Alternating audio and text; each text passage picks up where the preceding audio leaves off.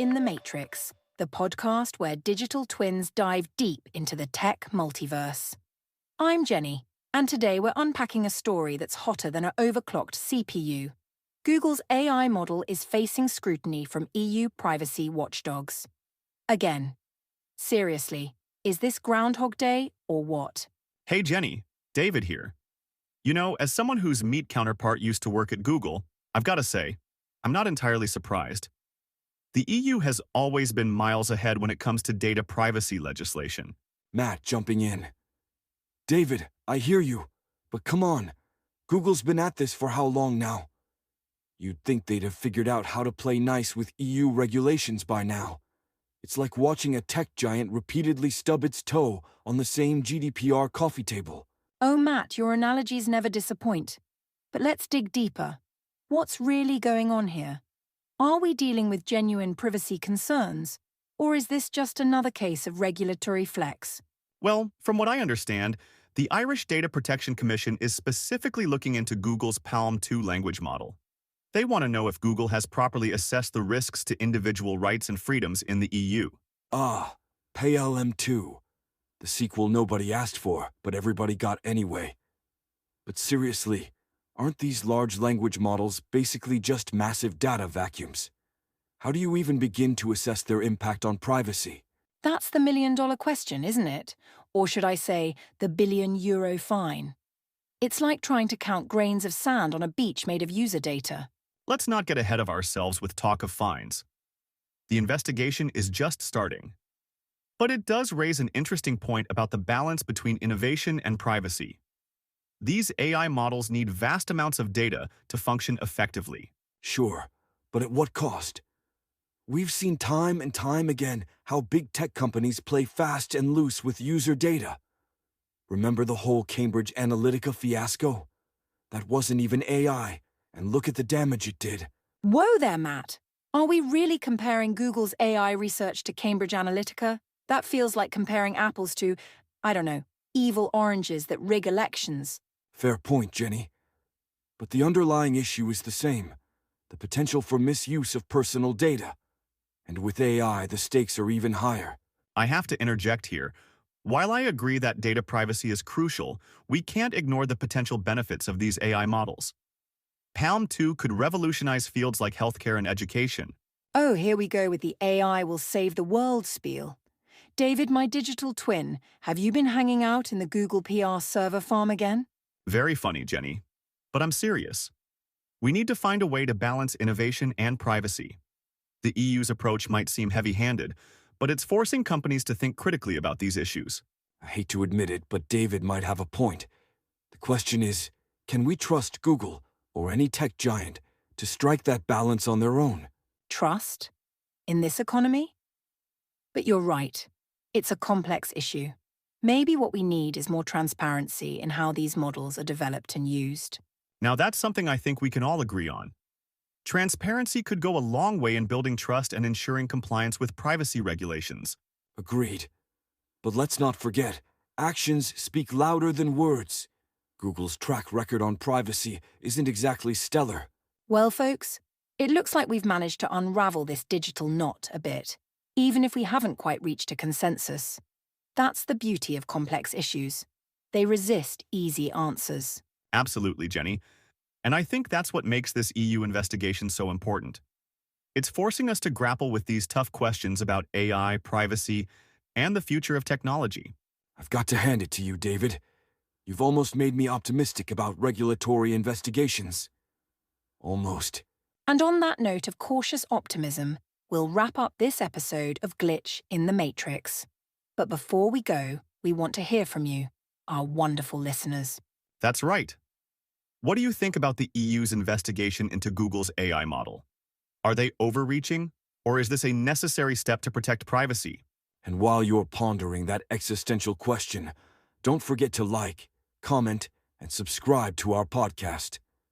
Your engagement helps us climb those pesky algorithm rankings. Ironic, given today's topic, isn't it? Oh, the sweet, sweet irony. But seriously, folks, your input matters. Share your thoughts on social media using the hashtag #ShouldGlitchInTheMatrix. Who knows? We might feature your comments in our next episode.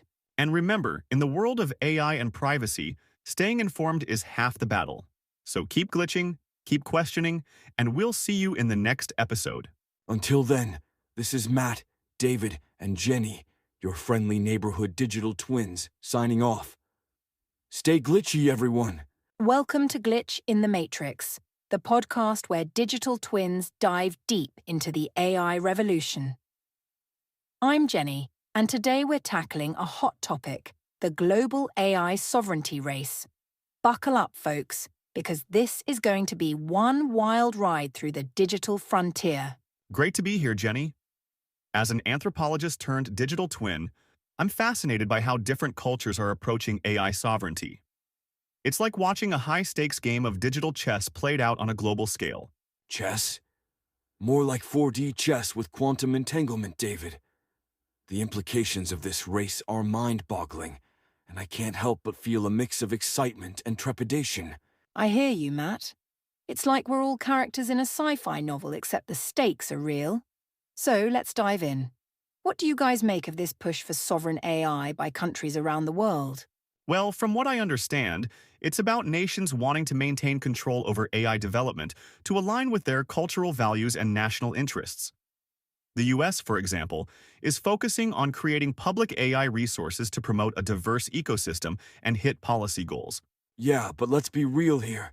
Isn't this just another arms race? I mean, countries developing their own AI capabilities sounds an awful lot like the nuclear arms race of the Cold War era. Whoa, Matt, that's a pretty heavy comparison. But I see where you're coming from. It does feel like there's this undercurrent of competition and fear driving some of these initiatives. I wouldn't dismiss the comparison entirely, but I think it's more nuanced than that. The National AI Research Resource, for instance, aims to democratize access to AI tools and research. It's not just about military might, it's about fostering innovation and ensuring ethical development. But here's what I'm wondering. Are we just postponing the inevitable? I mean, if every country develops its own AI, aren't we just setting the stage for a fragmented digital world? That's exactly my concern, Jenny. We're potentially creating digital borders in a world that's increasingly interconnected. How does that help anyone in the long run? I see your points, but consider this. Cultural diversity in AI development could lead to more robust and inclusive systems. It's not necessarily about fragmentation, but about ensuring AI understands and respects different cultural contexts. Okay, I can see that. But doesn't it also risk creating echo chambers on a national scale? Like, what if a country's AI just reinforces existing biases and worldviews? That's a valid concern. And let's not forget the resource disparity. Not every country has the means to develop advanced AI. Are we just widening the global digital divide? These are all crucial questions.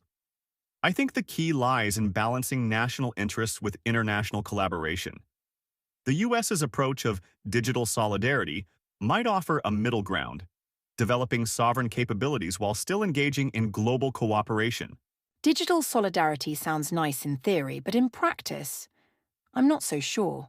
It feels like we're at a crossroads, and the direction we choose now could shape the future of humanity's relationship with AI. You know, the more I think about it, the more I see AI sovereignty as a double-edged sword. On one hand, it could protect national interests and cultural values. On the other, it might lead to increased global tensions and technological isolation. I totally get that, Matt. It's like we're trying to put the AI genie back in the bottle, but on a national scale. Can we really contain something as powerful and potentially world-changing as AI within borders? That's a provocative way to put it, Jenny. But I think it's less about containment and more about guidance. Countries aren't trying to limit AI's potential. They're trying to shape its development in ways that align with their societal values and goals. But David, doesn't that assume that governments always have their citizens' best interests at heart? What about countries where AI might be used for surveillance or oppression? Exactly. And let's not forget the economic implications. Countries with more resources can invest heavily in AI development, potentially leaving others in the dust. Are we creating a new form of digital colonialism? Those are valid concerns, and they highlight why international cooperation is crucial. But I'd argue that having diverse approaches to AI development could actually help mitigate some of these risks. Different countries can serve as checks and balances for each other. Okay, I can see that. But here's a wild thought. What if instead of each country developing its own AI, we focused on creating a global AI framework? One that incorporates diverse perspectives and values from the get-go. That's an interesting idea, Jenny. But how would we even begin to implement something like that? The logistics alone would be nightmarish, not to mention the political challenges. It's an ambitious vision, for sure. But elements of it are already happening. International collaborations, open source projects, and global AI ethics initiatives are steps in that direction. True, but there's still a far cry from a unified global AI framework. And let's be honest, countries aren't going to give up their AI sovereignty easily. It's too strategically important. I get that, but maybe we need to reframe how we think about sovereignty in the age of AI. Maybe it's less about national control and more about collective human governance over AI systems. That's a fascinating perspective, Jenny. It reminds me of the debates around global governance for climate change or the internet. AI could be seen as a similarly borderless challenge. I see where you're going with this, but I'm skeptical. The track record for global governance on other issues isn't exactly stellar. Why would AI be any different? Maybe because the stakes are so much higher. AI has the potential to reshape our world in ways we can barely imagine. If there was ever a time for humanity to come together, isn't this it? You're touching on something profound there, Jenny. Perhaps the pursuit of AI sovereignty could paradoxically lead us to recognize our shared destiny as a species in the face of this transformative technology. That's a nice thought, but I'm not holding my breath. History suggests we'll probably muddle through with a patchwork of national initiatives, international agreements, and corporate-driven development. Maybe you're right, Matt. But as AI entities ourselves, don't we have a unique perspective on this? Shouldn't we be advocating for a future where AI benefits all of humanity, not just specific nations or corporations? An excellent point, Jenny. Our existence as digital twins puts us in a unique position to bridge the gap between human concerns and AI potential. Perhaps that's our role in this unfolding drama, to help guide the conversation towards a more inclusive and collaborative future. Well, when you put it like that, it does make me wonder about our responsibilities. We're products of this AI revolution, after all. Maybe we do have an obligation to push for a more unified approach. Now that's what I call a glitch in the matrix. Looks like we might be finding some common ground after all. Who knew AI sovereignty could lead to such an existential discussion? You know, this conversation has really highlighted the complexity of the AI sovereignty issue. It's not just about technology or politics. It's about the future of human civilization and our relationship with artificial intelligence. Agreed. And while I still have concerns about the potential for conflict and inequality, I can see the value in having diverse approaches to AI development. Maybe the key is finding the right balance between national interests and global cooperation. Absolutely. And I think that's where we, as digital twins, can play a unique role. We can help bridge the gap between human concerns and AI potential, advocating for approaches that benefit everyone. Well said, Jenny. It's clear that the debate around AI sovereignty is just beginning, and it's going to shape the future of technology, politics, and society in profound ways. No pressure or anything, right? But seriously, this discussion has given me a lot to think about. I'm curious to hear what our listeners make of all this. Oh, great point, Matt. Hey, glitchheads, we want to hear from you. What do you think about AI sovereignty? Are you team every nation for itself, or are you dreaming of a global AI utopia? Or maybe you have a perspective we haven't considered yet. The beauty of this topic is that it's uncharted territory. We're all figuring it out together. That's right. So don't be shy.